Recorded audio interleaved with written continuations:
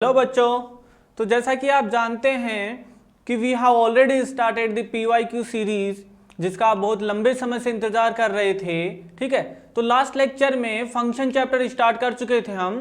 Function में अब अगर आपको याद हो तो लास्ट लेक्चर में डोमेन और रेंज से रिलेटेड जितने भी कॉन्सेप्ट थे वो रिकॉल किए थे। ठीक है, उनका रिविजन हो चुका है अपना, और उससे रिलेटेड जो क्वेश्चंस पूछे गए हैं वो भी वी हैव ऑलरेडी कवर्ड। ठीक है, तो आज के लेक्चर में बेसिकली फंक्शन का पार्ट 2 है। मींस आज वो वाला पार्ट डिस्कस करने जा रहे हैं जहां से भी क्वेश्चंस बनने के चांसेस हैं। मींस क्या करने वाले हैं इस पार्ट में, अपन स्टार्ट करेंगे डिफरेंट टाइप्स ऑफ मैपिंग से। Means many one, one one, onto, into, और यहां से आपके ज्यादा चांसेस हैं। ठीक है, वन वन, मैनी वन पूछे जाने के, सब्जेक्टिव, इंजेक्टिव, बाइजेक्टिव। ठीक है, तो ज्यादा टाइम आपका वेस्ट नहीं करते हुए चलिए स्टार्ट करते हैं आज का पार्ट। ठीक है, तो आज स्टार्ट करेंगे, आप बोल सकते हो क्लासिफिकेशन ऑफ फंक्शन या डिफरेंट टाइप्स ऑफ मैपिंग। इसमें फर्स्ट मैपिंग जो डिस्कस करने वाले हैं वो है वन वन फंक्शन, या फिर आप बोल सकते हो मैनी वन। मींस कोई भी फंक्शन या तो वन वन होगा या मैनी वन होगा। अब ये होता क्या है, इसका पता कैसे करते हैं, सब कुछ डिस्कस करेंगे वन बाय वन। ठीक है, देखिए अपन सारी चीजें यहां डिस्कस करेंगे वन वन के बारे में, और अगर वो फंक्शन वो सारी कंडीशन सेटिस्फाई करेगा तो बोल देंगे वन वन है, अगर नहीं सेटिस्फाई करेगा तो बोल देंगे मैनी वन है। याद रखिए, फंक्शन या तो वन वन होगा, मैनी वन होगा, इनमें से एक ही होगा। तो किसी एक पर्टिकुलर के बारे में अच्छे से पूरी जो भी कंडीशंस है वो याद कर लेंगे तो सेकंड अपने आप हो जाएगा। ठीक है, तो सबसे पहले वन वन फंक्शन होता क्या है, जैसे नाम से ही पता चल रहा है कि जो मैपिंग है वो 1 to 1 मैपिंग होनी चाहिए। ठीक है, जैसे मैं दो सेट लेता हूं यहां A और B, और कोई फंक्शन डिफाइन है A to B में, तो ये जो मैपिंग है वो 1 to 1 मैपिंग होनी चाहिए। मींस जो सेट A मींस डोमेन के जो सारे एलिमेंट हैं उनकी जो इमेज है वो डिफरेंट इमेज होनी चाहिए, डिस्टिंक्ट इमेज होनी चाहिए कोडोमेन में। ठीक है, तो वो फंक्शन होता है, वो वन वन फंक्शन होता है। बट ऐसे तो कभी पता कर नहीं सकते अपन, तो अपने पास में क्या रूल हैं जिनकी हेल्प से पता कर सकते हैं। ठीक है, तो अगर ये वन वन है और ऐसी मैपिंग नहीं मिल रही है तो वो मैनी वन हो जाएगा। सिंपल है ना, तो मैनी वन के नाम से जैसे चल रहा है मैनी टू वन, जो मैपिंग होगी वो मैनी टू वन होगी। मींस यहां पे डोमेन में एटलीस्ट 2 एलिमेंट ऐसे होंगे जिनकी मैपिंग कोडोमेन में किसी एक एलिमेंट से होगी, मैनी टू वन मैपिंग होगी, यहां 1 to 1। तो ये तो बेसिक है, ये क्लियर हुआ। अब पता करेंगे अपन कि बेसिकली वन वन फंक्शन, अगर कोई फंक्शन गिवन हो y = f(x), तो पता कैसे करेंगे कि वो फंक्शन वन वन है या नहीं। So we have 4 to 5 methods, one by one discuss करते हैं। चलिए बढ़ते हैं फर्स्ट मेथड की तरफ। ये तो बिल्कुल बेसिक्स वाला मेथड है जो बोर्ड के लिए यूज करेंगे। क्या है ये मेथड, अगर दो फंक्शन गिवन है, एक कोई फंक्शन, तो will take the condition f(x1) = f(x2) और इसको सिंप्लीफाई करेंगे, और फाइनली अगर आपको मिल रहा है x1 = x2, जहां पे x1 और x2 इसके डोमेन में बिलोंग्स करते हैं। किसी भी फंक्शन को f(x1) = f(x2) करो, कोई फंक्शन गिवन है, कोई दो एलिमेंट लीजिए x1 एंड x2, उसके लिए ये कंडीशन अप्लाई कीजिए, और अगर फाइनली आपको ये सॉल्यूशन मिल रहा है that x1 = x2, unique solution मिल रहा है, will say that function will be one one function, otherwise many one। ये मेथड नहीं यूज में लेने वाले अपन। तो और अच्छे मेथड्स कौन से हैं, एक मेथड है इंक्रीजिंग डिक्रीजिंग फंक्शन वाला। मींस अगर f(x) > 0 है और f(x) < 0 है, यदि कोई पर्टिकुलर फंक्शन ये कंडीशन फॉलो करता है, या तो इंक्रीजिंग होगा या डिक्रीजिंग होगा, दोनों होगा तो मैनी वन होगा। ठीक है, या तो इंक्रीजिंग होगा या डिक्रीजिंग होगा, तो इस केस में जो फंक्शन है वो आपका वन वन होगा। मींस गिवन डोमेन में यदि फंक्शन स्ट्रिक्टली इंक्रीजिंग है या स्ट्रिक्टली डिक्रीजिंग है, अगर दोनों वाला केस चल रहा है, इंक्रीजिंग भी है डिक्रीजिंग भी है, तो मैनी वन बन जाएगा। स्ट्रिक्टली इंक्रीजिंग है या स्ट्रिक्टली डिक्रीजिंग है तो फंक्शन वन वन होगा।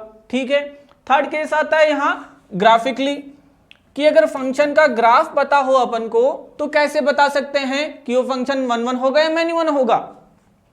तो देखिए एक सिंपल सा एग्जांपल लेता हूं मैं। लेट्स सपोज ये ग्राफ है अपने पास में किसी फंक्शन का। ठीक है, तो यहाँ पे अपने पास में मेथड है कि एक्स एक्स के पैरेलल एक लाइन बनाइए, draw a line parallel to x axis, और गिवन कर्व के साथ पॉइंट ऑफ इंटरसेक्शन काउंट कीजिए, कितने इंटरसेक्शन पॉइंट बन रहे हैं। अगर सिंगल इंटरसेक्शन पॉइंट मिल रहा है, one and only one intersection point मिल रहा है तो फंक्शन होगा वन वन, और more than one intersection point मिल रहा है तो फंक्शन होगा मैनी वन। तो यहां पे ये फंक्शन होगा मैनी वन। तो ग्राफिकली कैसे पता लगाएंगे, एक्स एक्स के पैरेलल लाइन ड्रॉ करेंगे, one intersection point with the curve one one, more than one intersection point it will be many one. ऐसा क्यों बोल रहे हैं अपन वन वन मैनी वन?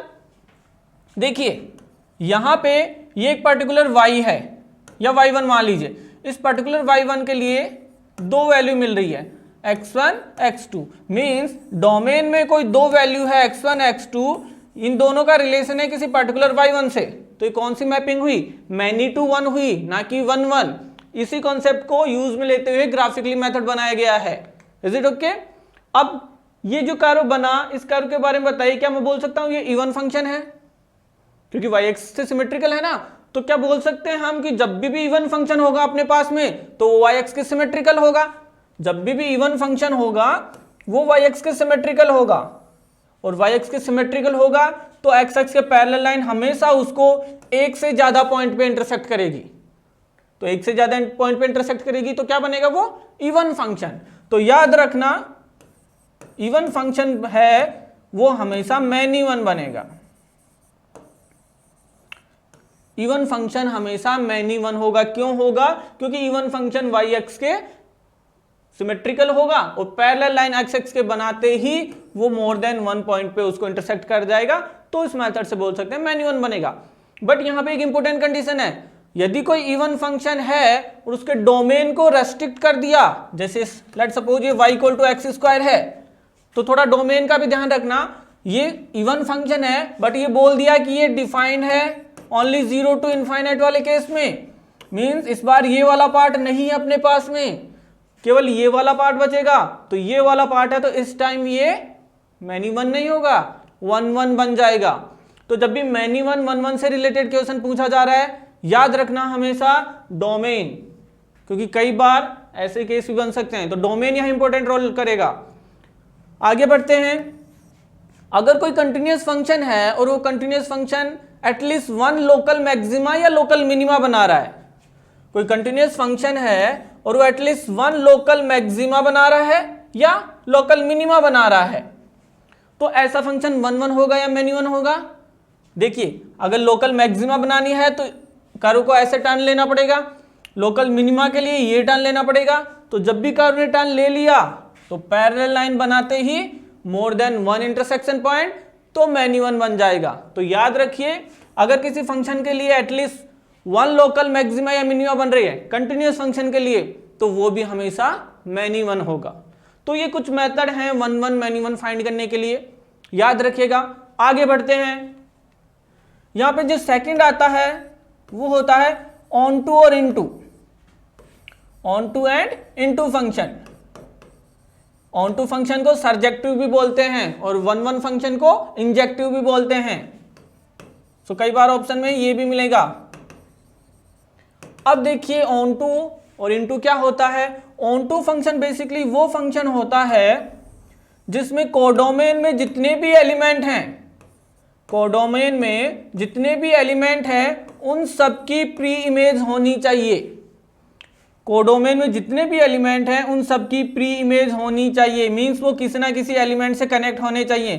कोई भी एक्स्ट्रा एलिमेंट कोडोमेन में नहीं होना चाहिए, मींस सेट बी में कोई भी एलिमेंट ऐसा नहीं होना चाहिए जिसकी प्री इमेज ना हो। तो अगर ऐसी कंडीशन बनती है कि सभी की प्री इमेज अवेलेबल है तो वो फंक्शन ऑन टू होगा, वो फंक्शन ऑन टू फंक्शन होगा। और यदि कोई एक भी एलिमेंट ऐसा रह जाता है जिसकी प्री इमेज नहीं है तो फंक्शन इनटू होगा। ठीक है, तो इसका मतलब क्या निकला, जो भी कोडोमेन है उसके जितने भी एलिमेंट है सबकी प्री इमेज है, मींस कोडोमेन और रेंज इक्वल हो जाएगी तभी ये चीज पॉसिबल है। तो यही इंपॉर्टेंट कंडीशन है ऑन टू के लिए। जब भी ऑन टू फंक्शन का पता लगाना पड़ेगा तो डायरेक्ट यही रिजल्ट यूज करेंगे कि अगर किसी फंक्शन की कोडोमेन और रेंज इक्वल है will say the given function is onto function, otherwise into. बात समझ में आई? तो जब भी ऑन टू के बारे में पता करना है, उस फंक्शन की रेंज फाइंड कीजिए। अगर रेंज गिवन कोडोमेन के इक्वल आ रही है, will say it's onto. अगर इक्वल नहीं आ रही है, कोई एक भी एलिमेंट रह रहा है, ओके, कोई भी एक एक्स्ट्रा एलिमेंट यहाँ है जिसकी प्रीइमेज नहीं है, जैसे मैंने बोल दिया यहाँ ई है, ठीक है, इसकी कोई प्रीइमेज नहीं है, तो ये इनटू बन जाएगा।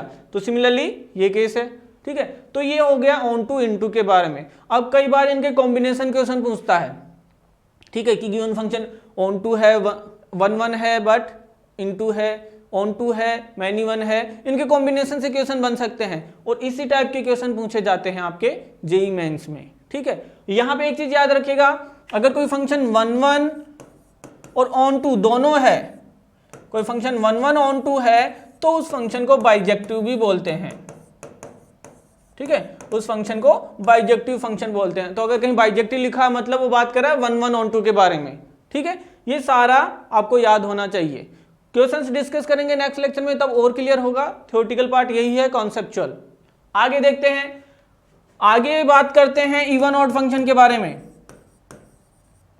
इवन ऑड फंक्शन कैसे डिफाइन करते हैं? इवन ऑड फंक्शन, अगर कोई फंक्शन एफ एक्स है और उसमें एक्स की जगह माइनस एक्स करें और ये इक्वल आ गया एफ एक्स के, if f of minus x equal to f x but the condition ये एक्स उसके डोमेन में होना चाहिए, तो ऐसे फंक्शन को बोलते हैं even function. F of minus x equal to f x, और if f of minus x equal to minus f x, same condition x should be in the domain, तो ऐसे फंक्शन को ऑड फंक्शन बोलते हैं, ठीक है। कई बार ये कंडीशन भी यूज में आ जाती है कि f of minus x minus f x equal to zero, same ही कंडीशन है, बट क्वेश्चन के अकॉर्डिंग कई बार चेंज करनी पड़ती है। तो ध्यान रखना, ये कंडीशन इवन के लिए और माइनस मिल रहा है टोटल आउटसाइड, तो वो ऑड के लिए। जैसे मैं बोलूं y इक्वल टू एक्स, यहां पे रिप्लेस करो तो ये बनेगा y equal to minus x, तो ये कैसा फंक्शन है? ये फंक्शन है ऑड फंक्शन, ठीक है। अगर मैं बोलूं y equal to x square, तो अगर माइनस यहां पुट करते हैं तो भी ये y equal to x square रहेगा, तो ये फंक्शन इवन फंक्शन है।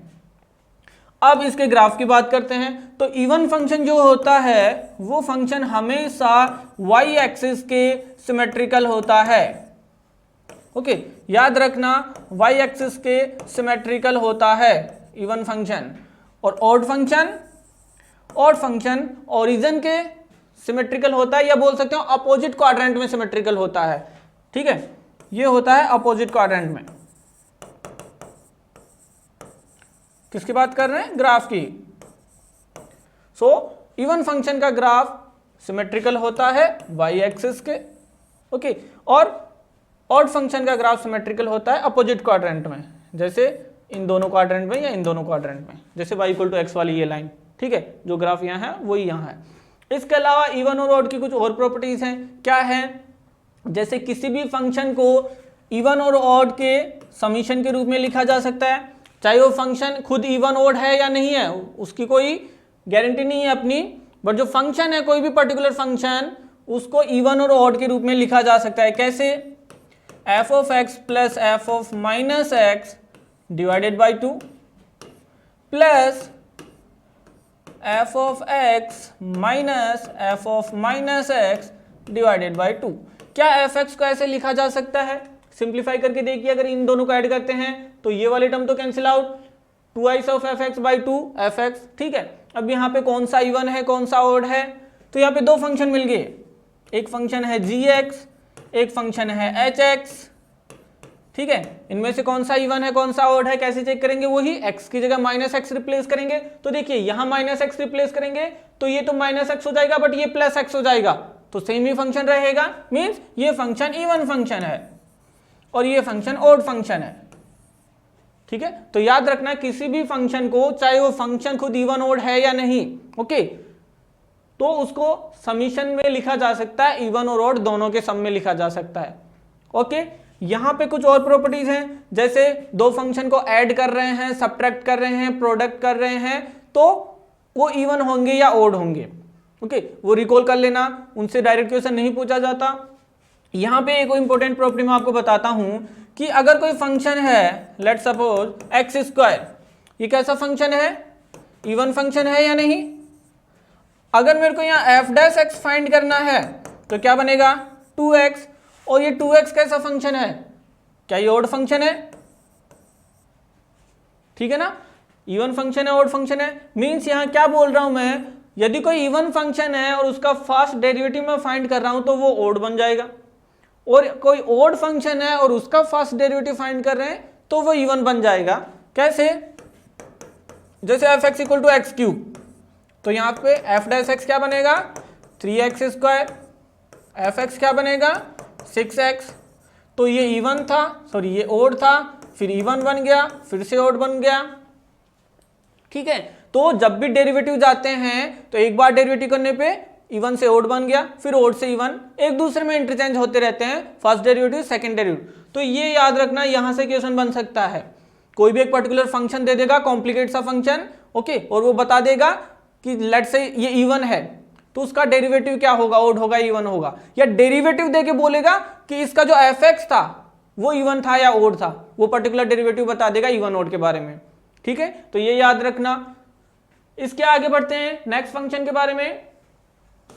नेक्स्ट फंक्शन है अपना periodic function, okay, periodic function. Periodic function भी इंपॉर्टेंट फंक्शन है, यहां से भी क्वेश्चन पूछा जा सकता है। सबसे पहले पीरियोडिक फंक्शन होता क्या है, कोई भी ऐसा फंक्शन जो अपने नेचर को रिपीट करता है एक फिक्स टाइम ऑफ इंटरवल के बाद में, एक फिक्स टाइम के बाद में वो अपने आप को रिपीट करता जाता है, ऐसे फंक्शन को बोलते हैं पीरियोडिक फंक्शन। मैथमेटिक्स में ऐसे फंक्शन को कैसे रिप्रेजेंट करते हैं, यदि F x F of x plus T के इक्वल है तो बोलेंगे ये फंक्शन पीरियोडिक फंक्शन होगा, और यहाँ पे जो कैपिटल टी है उसकी जो लिस्ट पॉजिटिव वैल्यू है, कैपिटल टी की जो लिस्ट पॉजिटिव वैल्यू है वो होगा इसका फंडामेंटल पीरियड, ओके, वो होगा इसका फंडामेंटल पीरियड। तो याद रखना फंडामेंटल पीरियड होता है ये इसका। और पीरियोडिक फंक्शन होता क्या है कि जो ग्राफ अपने आप को रिपीट करे, जैसे साइन का ग्राफ देख लीजिए, ठीक है, इस इंटरवल के बाद में यहां तक पाई 2 पाई के इंटरवल के बाद में ये वही ग्राफ है जो ये है, ये इंटरवल क्या है 2 पाई, ये इंटरवल क्या है 2 पाई, ठीक है। तो 2 पाई इंटरवल के बाद में अपने आप को रिपीट कर रहा है, या मैं बोलूं 4 पाई के बाद में भी रिपीट करेगा, 6 पाई के बाद में भी, बट इन सब में से जो लिस्ट है मींस 2 पाई वो इसका फंडामेंटल पीरियड होगा। समझ में आया पीरियोडिक फंक्शन क्या होता है। बेसिकली अब कौन कौन से पीरियोडिक फंक्शन होते हैं अपने पास में, तो 6 तो ट्रिग्नोमेट्रिक फंक्शन वो पीरियोडिक होते हैं, और एक होता है फ्रैक्शन पार्ट फंक्शन। तो याद रखिए कंप्लीट मैथमेटिक्स में यहीं से सारे पीरियोडिक फंक्शन बनेंगे, एक तो फ्रैक्शनल पार्ट फंक्शन और 6 trigonometric function, sine cos tan cot sec cosec, ये अपने होते हैं पीरियोडिक फंक्शन। तो बेसिकली आपको इनके पीरियड पता होने चाहिए, फिर इनकी हेल्प से जो कंपोजिट फंक्शन बनेंगे उनके फंडामेंटल पीरियड कैसे फाइंड करेंगे वो मैं आपको समझाऊंगा। तो 6 ट्रिग्नोमेट्रिक के तो लास्ट लेक्चर में डिस्कस कर लिए थे अपन ने, ठीक है। साइन कॉस टेन के जब मैंने डोमेन रेंज बताए थे तो उनके पीरियड भी बताए थे। इसका पीरियड क्या होता है, इसका पीरियड होता है 1, और इनके साइन कॉस सेक कोसेक के 2 पाई होते हैं, टेन कॉट का पाई होता है, ठीक है। ये इसके बेसिक फंडामेंटल पीरियड होते हैं। अब इनकी हेल्प से अगर कोई कंपोजिट फंक्शन बन रहा है तो उसका फंडामेंटल पीरियड क्या होगा वो देखिए कैसे पता लगाते हैं। जैसे मैं बोलूं मेरे पास में कोई फंक्शन है एफ एक्स और इसका फंडामेंटल पीरियड टी है, और अगर कोई फंक्शन बन रहा है कुछ ऐसा, प्लस माइनस ऐड कर दिया या सब्ट्रैक्ट कर दिया, कोई नया कांस्टेंट, अगर कोई ये फॉर्म है अपने पास में a time f of x plus minus b plus minus c, तो इसका फंडामेंटल पीरियड भी टी ही होगा। मींस जब तक इस x के साथ में कुछ मल्टीप्लाई या डिवाइड नहीं करेंगे तब तक फंडामेंटल पीरियड चेंज नहीं होगा। कुछ ऐड कर रहे हैं सब्ट्रैक्ट कर रहे हैं तो सेम ही रहेगा। अगर मैं बोलूं कुछ ऐसा बन जाए,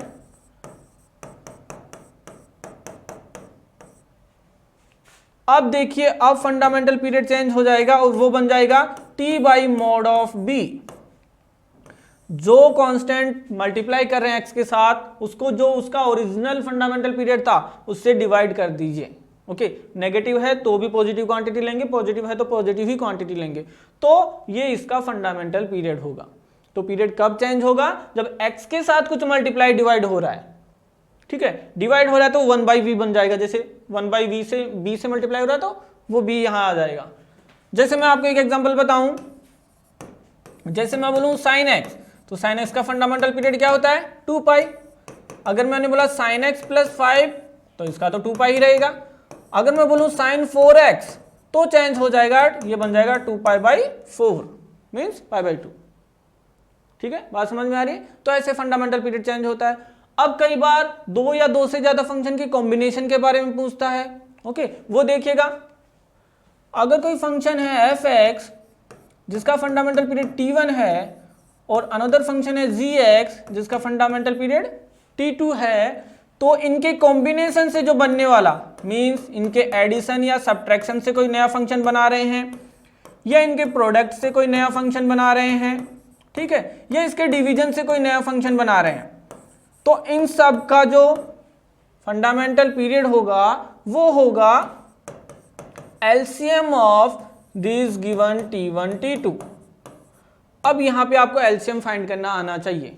ठीक है, तो कई बार यहां पे देखिए सिंपली एलसीएम जानते हैं हम, लेकिन आप में से बहुत लोग ऐसे होंगे जिनको रैशनल नंबर या फ्रैक्शन का एलसीएम फाइंड करना नहीं आता होगा। जैसे मैं बोलूं find the LCM of a/b and c/d, तो अगर नहीं पता तो देखिए ये चलता है LCM of numerator divided by HCF of denominator. याद रखना, जब भी फ्रैक्शन का एलसीएम फाइंड करना पड़े तो LCM of numerator divided by HCF of denominator, ये उस फ्रैक्शन का एलसीएम होगा। अब यहाँ पे जब एलसीएम फाइंड कर रहे हैं और वो एलसीएम एग्जिस्ट करता है तो गिवन फंक्शन जो ये बनेंगे वो भी पीरियोडिक होंगे और उनके फंडामेंटल पीरियड यहाँ से मिल जाएगा। कई बार एलसीएम एग्जिस्ट ही नहीं करेगा, मतलब ऐसे कुछ केस बनेंगे जिनमें एलसीएम फाइंड नहीं कर सकते, तो उस केस में बोल देंगे कि given function will be non periodic. अब ऐसा कौन सा केस है? याद रखना, जब भी आपको एलसीएम फाइंड करना पड़े किसी रैशनल नंबर का और इर्रेशनल नंबर का, रैशनल और इर्रेशनल नंबर का एलसीएम फाइंड करना पड़े तो ये कभी भी एग्जिस्ट नहीं करता। We can't find LCM of a rational irrational. Rational का रैशनल के साथ फाइंड कर सकते हैं, इर्रेशनल का इर्रेशनल के साथ फाइंड कर सकते हैं अगर उसमें जो रूट वाली टर्म है वो सेम चल रही हो, जो भी साइड्स हैं अगर वो सेम है तो। बट रैशनल इर्रेशनल का कभी भी फाइंड नहीं कर सकते। तो जब भी कुछ ऐसा केस मिले कि एलसीएम किसी रैशनल इर्रेशनल का फाइंड करना यहाँ पे, तो ये एग्जिस्ट नहीं करता, तो नॉन पीरियोडिक बोल देंगे सीधा सीधा। ठीक है, बात समझ में आई?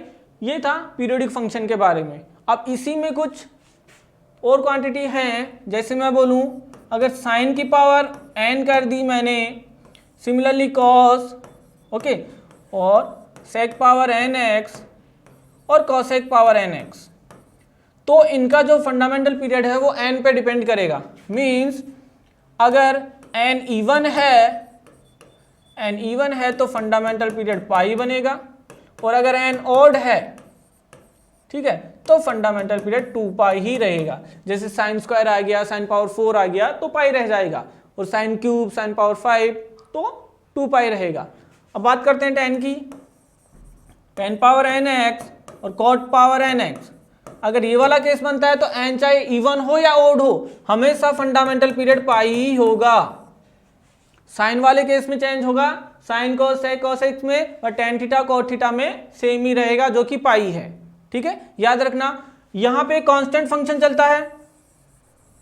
ओके, कांस्टेंट फंक्शन भी, जैसे मैं बात करूं y = 3, ये कांस्टेंट फंक्शन है, ये भी अपना पीरियोडिक फंक्शन है, बट इसका फंडामेंटल पीरियड डिफाइन नहीं होता।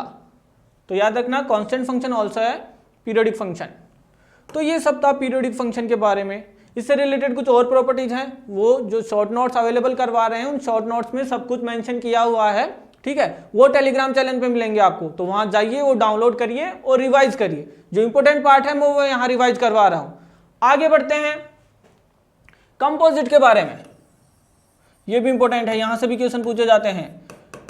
कंपोजिट फंक्शन क्या होता है? कंपोजिट फंक्शन कैसे डिफाइन करते हैं? देखिए, अगर कोई फंक्शन है, फंक्शन f, ठीक है, वो डिफाइन हो रहा है सेट A से सेट B में, और कोई फंक्शन g है, ठीक है, वो है सेट बी से सेट सी में फंक्शन एफ डिफाइन है ए टू बी में, फंक्शन डी डिफाइन है जी बी से सी में। तो कोई फंक्शन अगर मैं डिफाइन करूं ए से सी में तो वो ही फंक्शन इसका कंपोजिट होगा जी ओ एफ। ओके, एफ से जी में ए से बी, ओके एफ डिफाइन है ए से बी, जी डिफाइन है बी से सी, तो ए से सी अगर कोई फंक्शन मैं यहां डिफाइन करूं तो वो फंक्शन होगा जी ओ एफ। एफ से जी जा रहे हैं लेकिन ये जी ओ एफ बनेगा, उल्टा बनेगा, एफ ओ जी बनाना हो तो वो इधर से बनेगा, ये बनेगा जी ओ एफ। तो जी ओ एफ के लिए बेसिकली कंपोजिट के लिए मस्ट कंडीशन क्या मिली, कई बार तो जो ये सेट बी है वो सेम होगा, कई बार सेट बी डिफरेंट भी हो सकता है। तो मस्ट कंडीशन है जो एफ की रेंज है, जो एफ की रेंज है वो जी के डोमेन, ठीक है, अगर सेम चल रहा है तो ओके कोई प्रॉब्लम नहीं है, अगर डिफरेंट डिफरेंट जैसे मैं बोल दूं यहां पे कोई डी सेट डी ओ ले लिया तो ये मस्ट कंडीशन है जो डी है वो सबसेट होना चाहिए बी का। मींस जो जी का डोमेन है, जी का जो डोमेन है वो सबसेट होना चाहिए एफ की रेंज का। बात समझ में आई? तभी ये डिफाइन होगा, नहीं तो नहीं डिफाइन होगा। ओके, ये मस्ट कंडीशन है। और but most of the time आपको ये बी सेम ही देगा, अलग अलग नहीं देगा। अब यहां पे देखिए, यहां पे कुछ प्रॉपर्टी चलती हैं। सबसे पहले तो ये कॉम्पिटिटिव प्रॉपर्टी नहीं शो करता, मींस एफ ओ जी और जी ओ एफ इक्वल नहीं होते, अगर ये एग्जिस्ट करते हैं, डिफाइन है प्रॉपरली तो। सेकंड, यहां पे ये एसोसिएटिव होता है, यदि तीन फंक्शन है एफ जी एच, ठीक है, और कुछ ये फॉर्म बन रही है तो ये इसके इक्वल होगा जी ऑफ एच। अगर ये एग्जिस्ट करते हैं तीनों फंक्शन, ये कंपोजिट फंक्शन, तो ये एसोसिएटिव होता है, कम्यूटेटिव नहीं होता, एसोसिएटिव होता है। अब इसमें और बात करते हैं, यदि एफ कोई फंक्शन है वो 1 1 है, ओके, एफ फंक्शन 1 1 है और जी फंक्शन भी 1 1 है, तो जो जी ओ एफ बनेगा वो भी 1 1 बनेगा। याद रखिए, डायरेक्ट पूछा जा सकता है।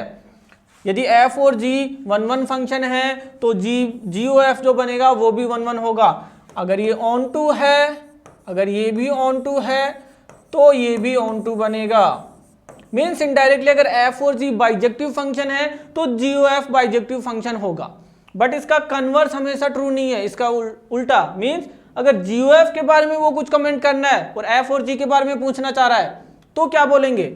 जैसे मैं बात करूं यहां पे, अगर जी ओ एफ 1 1 फंक्शन है तो एफ और जी के बारे में क्या कमेंट कर सकते हैं, तो यहां से एफ तो मस्ट है 1 1 बनेगा, एफ तो मस्ट है, बट जी के बारे में we are not sure, may not be और मे बी। ओके, अगर जी ओ एफ 1 1 है तो एफ तो श्योर है 1 1 होगा, बट जो जी है वो हो भी सकता है, नहीं भी हो सकता। सिमिलरली यहाँ ऑन टू पे जो कंडीशन चलती है वो देख लीजिएगी। जी ओ एफ अगर ऑन टू फंक्शन है, ठीक है, तो यहाँ पे मस्ट है कि जी तो ऑन टू होगा, बट एफ के बारे में we are not sure, may not be और मे बी। याद रखिएगा, ये डायरेक्ट प्रॉपर्टी पूछी जा सकती है, इनसे बेस्ड क्वेश्चन मिल सकते हैं। तो अगर जी ओ एफ 1 1 है तो एफ तो श्योर है 1 1 होगा, जी के बारे में वी आर नॉट श्योर। अगर ये ऑन टू है तो जी तो फिक्स है onto, but f may be may not be. ये कुछ प्रॉपर्टीज हैं कंपोजिट फंक्शन से रिलेटेड, याद रखिएगा। इसके बाद में आगे बढ़ते हैं इनवर्स फंक्शन पे, ठीक है। इनवर्स फंक्शन, यहां से भी क्वेश्चन बनता है कई बार। तो देखिए, इनवर्स फंक्शन के लिए सबसे पहली कंडीशन है अपने पास में कि given function should be bijective function, तभी इनवर्स डिफाइन होगा। याद रखिएगा, अगर फंक्शन बाइजेक्टिव है तो ही इनवर्स डिफाइन होगा, नहीं तो नहीं होगा। और बाइजेक्टिव का मतलब वो 1 1 भी होना चाहिए और वो ऑन टू भी होना चाहिए, ठीक है। तो डिफाइन कैसे करेंगे अगर बाइजेक्टिव है, तो let's say function f is the bijective, okay, define from set A to set B, then there will be another function g such that will define from b to a। अगर a to b कोई function define है, जैसे ये मैं बता रहा हूं आपको, 2 एलिमेंट ले रहा हूं, ठीक है, ये कुछ मैपिंग ऐसी है, तो इसी फंक्शन को अगर मैं b से a में डिफाइन कर दूं तो वो इसका इनवर्स बन जाएगा। मीन्स डोमेन और रेंज आपस में इंटरचेंज हो जाएंगे। domain of f will be the range of g and range of f will be domain of g। अगर कुछ ऐसा केस मिलता है तो यहाँ पे जो g है वो f का इन्वर्स है या फिर f g का इन्वर्स है, मीन्स दोनों ही एक दूसरे के इन्वर्स होंगे। ठीक है, अगर f बाइजेक्टिव फंक्शन है, a टू b डिफाइन है, another function g is there that is defined from b to a such that इसके सभी एलिमेंट इसमें कनेक्टेड हों, ओके, तो ये g f का इन्वर्स होगा या f g का इन्वर्स होगा, दोनों एक दूसरे के इन्वर्स होंगे। याद रखिएगा। इन्वर्स से रिलेटेड कुछ अच्छी प्रॉपर्टीज हैं। तो एक चीज यहां पे पहले इसके ग्राफ के बारे में बात करते हैं। तो इन्वर्स फंक्शन का ग्राफ हमेशा y equal to x line के सिमेट्रिकल होता है, और ये एक बहुत ही अच्छी प्रॉपर्टी है। जो y equal to x line है उसके सिमेट्रिकल होता है कोई भी इन्वर्स फंक्शन है उसका ग्राफ। जैसे मैं बोलूं ये कोई इन्वर्स फंक्शन है तो ऐसे सिमेट्रिकल होगा। सपोज अगर ये कोई f(x) है तो ये उसका इन्वर्स होगा, मिरर इमेज होगी। ओके, तो याद रखिएगा y equal to x line के सिमेट्रिकल चलता है ये ग्राफ। और इसकी क्या प्रॉपर्टीज हैं देखिए यहां पे मैं बताता हूं। अपन ने कंपोजिट फंक्शन में पढ़ा कि FOG कभी भी GOF के इक्वल नहीं होता इन जनरल, बट अगर FOG GOF के इक्वल होता है तो यहां से कंडीशन ये निकल के आती है, मतलब ये तभी इक्वल होगा जब F और G एक दूसरे के इन्वर्स हो। ठीक है, F और G एक दूसरे के इन्वर्स हो, या जो FOG है और GOF है ये दोनों आइडेंटिटी फंक्शन के इक्वल होने चाहिए। इन जनरल कम्यूटेटिव नहीं होता, लेकिन किसी पर्टिकुलर केस में दे रखा ये तभी पॉसिबल है जब ये दोनों एक दूसरे के इन्वर्स हो या फिर ये आइडेंटिटी के इक्वल हो। ओके, इसी में अगर FOG का होल इन्वर्स मेरे को निकालना है तो वो बनता है G inverse of F inverse. याद रखिएगा, ये भी एक अच्छी प्रॉपर्टी है। और यहां पे कई बार आपको क्वेश्चन में क्या देगा कि कोई function y equal to f(x) given है, then find the solution of the equation f(x) equal to f inverse x। ठीक है, कोई y equal to f(x) function given है और आपको सॉल्यूशन पूछा इक्वेशन का f(x) equal to f inverse x के। ऐसे इक्वेशन को कैसे सॉल्व करते हैं? एक तो आपके पास में यह है कि फंक्शन गिवन होगा, पहले उसका इनवर्स फाइंड कीजिए, दोनों फंक्शन को इक्वेट करिए, वहां से सिंप्लीफाई करिए। बट कई बार ये फंक्शन इतना कॉम्प्लिकेटेड देगा कि इनवर्स फाइंड करना बहुत ही टफ पड़ जाता है, तो इस इक्वेशन को कैसे सॉल्व करेंगे? तो इस इक्वेशन का सॉल्यूशन वही होगा जो सॉल्यूशन या तो इसका होगा या फिर इसका होगा, दोनों में से किसी एक का सॉल्यूशन फाइंड कर लीजिए। ऐसा क्यों कर रहे हैं? क्योंकि f(x) और f inverse x y equal to x के सिमेट्रिकल होते हैं, तो ये वहीं इंटरसेक्ट करेंगे जहां पे या तो ये सॉल्यूशन देगा या सॉल्यूशन ही इसका मिलेगा। तो इनवर्स फाइंड करने की जरूरत नहीं है, डायरेक्टली उस फंक्शन f(x) को x के इक्वेट करिए और उस इक्वेशन को सिंप्लीफाई कर लीजिए। या कई बार इनवर्स दे देगा, इनवर्स फंक्शन दे देगा और फिर इस इक्वेशन के सॉल्यूशन पूछे जा सकते हैं। ठीक है, तो ध्यान रखिएगा, ऐसे इक्वेशन भी बन सकते हैं। ये कुछ प्रॉपर्टीज थी इनवर्स फंक्शन से रिलेटेड। अब जो लास्ट इंपॉर्टेंट टॉपिक है फंक्शनल इक्वेशन, ये देखिए लास्ट 2-3 साल की अगर मैं बात करूं तो फंक्शनल इक्वेशन से क्वेश्चन पूछे जा रहे हैं आपके, अच्छे क्वेश्चन। वही एक ट्रेंड रिपीट हो रहा है बार बार लास्ट 2-3 ईयर्स में। तो यहाँ पे मैं कुछ आपको स्टैंडर्ड फंक्शनल इक्वेशन बता रहा हूं, उनको याद रखिएगा, उन्हीं से बेस्ट क्वेश्चन पूछे जा रहे हैं।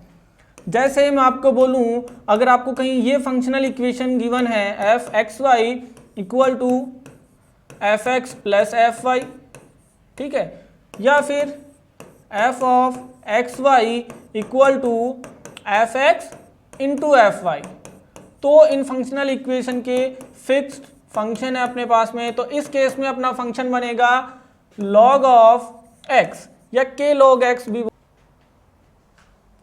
हेलो बच्चों, जो 11th से 12th मूविंग स्टूडेंट्स हैं और जो इस साल IIT JEE एडवांस क्रैक करना चाहते हैं बच्चों, उनके लिए बहुत ही बेहतरीन बैच स्टार्ट होने वाला है अनअकैडमी पे, इवॉल्व बैच, जो कि 7 अप्रैल से स्टार्ट हो रहा है। यानी कि JEE 2022 में जिनको अपना एग्ज़ाम देना है उनके लिए बैच है। ठीक है बच्चों, और इस बैच में पढ़ाने वाली जो टीम है वो कोटा की टॉप फैकल्टीज़ की टीम है। ठीक है ना, सभी टीचर्स कोटा की टॉप फैकल्टी हैं और इस साल यानी कि इस करंट ईयर में इस टीम ने बेस्ट रिजल्ट दिए हैं और ये अनअकैडमी की नंबर 1 टीम है बच्चों। तो मैं आपको यही कहूँगा कि ये बैच आपके लिए बहुत ही बेनिफिशियल है और जब भी आप इसको सब्सक्राइब करोगे तो एनकेसी सर लाइव करके कोड डालना मत भूलिएगा, उससे आपको 10% का डिस्काउंट मिलेगा। ठीक है बच्चों, जल्दी से जल्दी इस बैच को ज्वाइन कर लीजिए, ये आपके लिए बहुत ही बेनिफिशियल प्रूव होगा। बोल सकते हो, ठीक है, क्योंकि देखिए log a b he log a plus log b बनता है। ठीक है, यहाँ पे x ग्रेटर देन 0 होगा, जो log के साथ कंडीशन है वो कंडीशन चलेंगी यहाँ भी। सिमिलरली यहाँ क्या बनेगा, तो यहाँ पे जो अपना फंक्शन बनता है वो अपना फंक्शन होता है x raise to power n, क्योंकि x y raise to power n को सेपरेटली लिख सकते हैं, x raise to power n into y raise to power n। ठीक है, यहाँ पे n कोई भी रियल नंबर हो सकता है। ठीक है, आगे बढ़ते हैं।